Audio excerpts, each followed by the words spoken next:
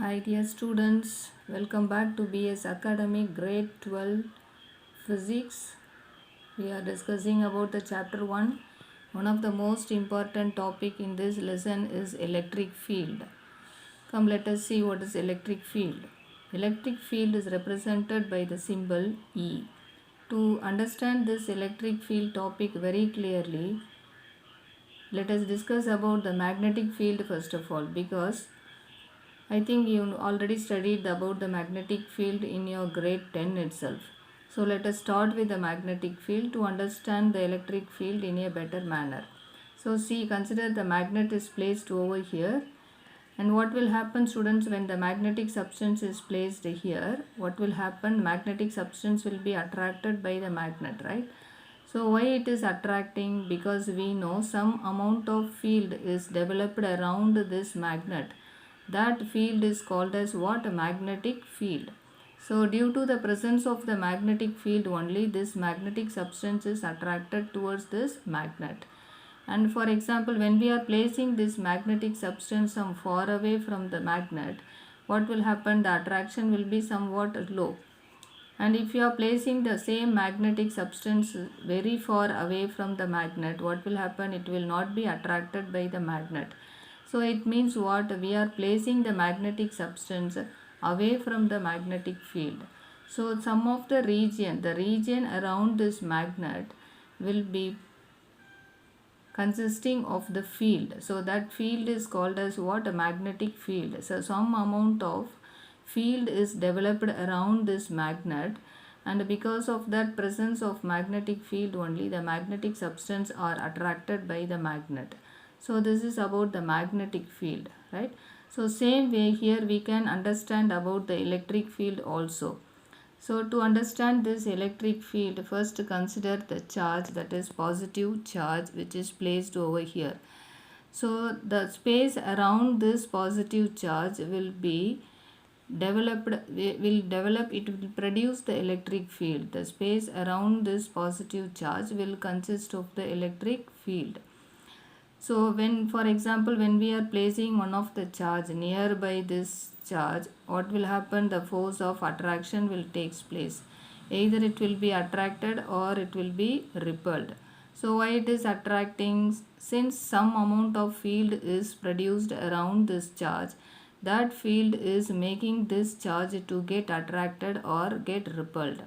So we can decide, when we are placing the charge over here, some amount of field is developed around this charge. That region is called as what? Electric field. We cannot able to see that electric field, presence of electric field, but we can able to check the presence of electric field. So how to check whether the electric field is developed around this charge or not? So for that we can place one more charge nearby this charge. That charge is called as test charge, because we are going to check whether the field is present here or not. So that charge which is placed to test the presence of the electric field is called as test charge. Whereas the charge which is going to develop the electric field is called as source charge. The charge which we are placing to test the presence of the electric field is called as test charge, right? So when we are placing the test charge, we can observe whether the charge will be attracting or repelled, or it get repelled. So whatever may be, when it is attracted or repelled, we can decide there is some electric field developed around this source charge, right? So that is what I already told you. The space around the charge is filled with the field called as electric field. So how to represent the presence of the electric field diagrammatically, because we cannot able to see the presence of electric field. So we can represent diagrammatically. How to represent? See, for example, consider the positive charge. This is an isolated positive charge. We already know that some amount of electric field will be developed around this charge. So to represent the presence of the electric field, we can draw the lines around this charges, around this charge. So these lines represents the electric field is present over here. Same way, if the negative charge is placed, there also some electric field will be developed around this charge. So what is the difference to identify or to represent the presence of the electric field for the positive charge and the negative charge? For the positive charge, the electric field lines should move outwards. For the negative charge, the electric field lines should move inwards. So you have to be very careful when we are drawing the diagram. For positive charge, the lines should move outwards. For the negative charge, the electric lines should move inwards. So that is the difference when we are drawing the diagram. So note it down, students. So for positive charge, the lines should be outwards. For negative charge, the lines should be inwards. Okay, right. Now let us see the equation for the electric field. So I already told you, no, the symbol to represent the presence of the electric field is E. Now we can find out the amount of the electric field. See, I told you, no, when we are placing the test charge, see, now this is the source charge, so it is producing the electric field. We have represented the presence of the electric field by drawing the line. So here the electric fields are present. The electric field is present around this charge. Now for example, place the test charge over here. The test charge is placed over here at this particular point. So what will happen if the test charge will be positive, no? So when the test charge is placed over here, what will happen? The force of repulsion will take place. It means what? The source charge will apply some amount of force on this test charge. Consider this source charge as capital Q and test charge as small q. So this charge will be experiencing some amount of force which is applied by this source charge, right? So this amount of force experienced by the test charge due to the force applied by the source charge is called as electric field.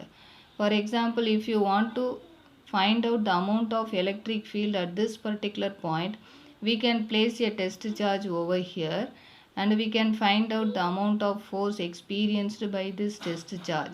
So that amount of force experienced by this test charge is the amount of electric field present over here.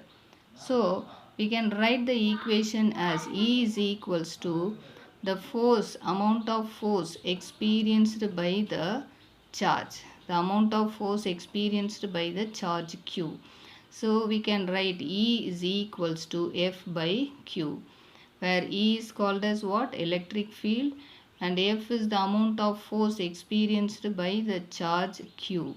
So E is equals to F by Q. So this is the basic equation for the electric field. Now see, from this equation E is equals to F by Q, we can find out the SI unit of the electric field.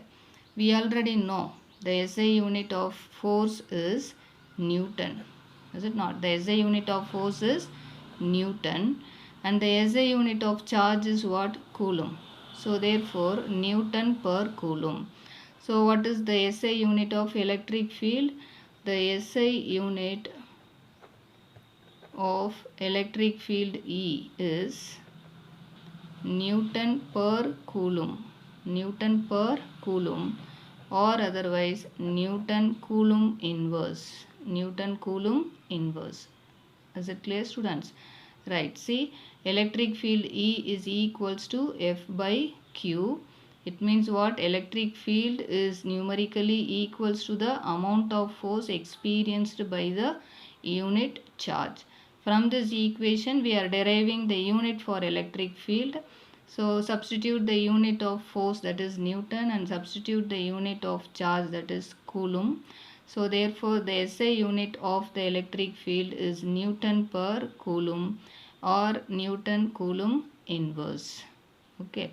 Now see, some of the points you have to note down from this topic is the electric field due to a charge Q is numerically equal to the force exerted by it if the charge Q is unity. It means what we have already discussed, that is E is equals to F by Q. Now consider the Q value is unit, that is 1. So if q value is equals to 1, what will happens to this equation? E will be equals to F divided by 1, right? So it means what? E is equals to F. So that is what this statement. See, the electric field due to a charge q is numerically equal to the force exerted by it if q is unit. If q value is unit, electric field will be equals to the force exerted by it. So this is the important statement under this topic. Right, see the next point. For a positive charge, the electric field will be directed radially outwards from the charge. See, we have already discussed, for the positive charge, the electric field lines should be outwards. The electric field lines should move outwards, right? We have already discussed this. So the electric field lines should be radially outwards. So this is the way to draw the diagram for the presence of electric field for the positive charge. So for positive charge, the electric field will be directed radially outwards from the charge. It should be outwards. Arrow mark should be moving outwards. Right? And see, for negative charge, the electric field will be directed radially inwards to the charge. So for a negative charge, if the source charge is of negative charge, see, we have to draw the lines like this. The electric field lines should be like this. But the direction of electric field lines should move inwards to the charge. So you have to be careful while we are denoting the arrow mark. So the direction of electric field should be radially inward. So that is what the statement. For a negative charge, the electric field will be directed radially inwards to the charge. It should be radially inwards to the charge. So see, once again, for the positive charge, the electric field will be directed radially outwards. For the negative charge, the electric field will be directed radially inwards. Okay. Is it clear, student? So this is the topic electric field.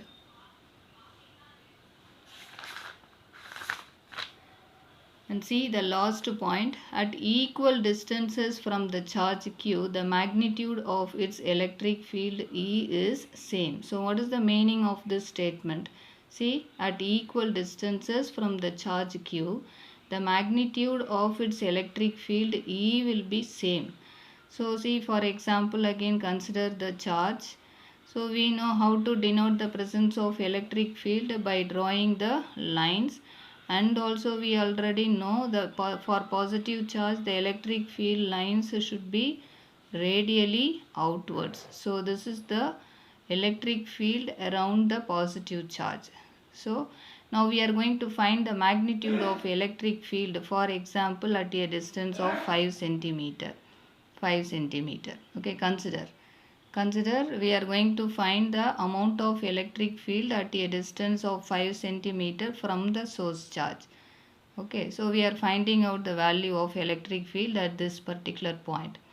And again I am choosing the another point at the same distance of 5 centimeter from the source charge. We are finding out E.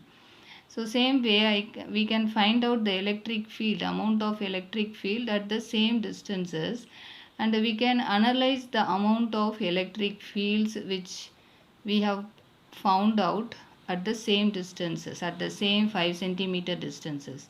See, we can able to observe that the amount of electric fields remains same. It remains constant. So that is what the statement, the magnitude of its electric field is same at equal distances.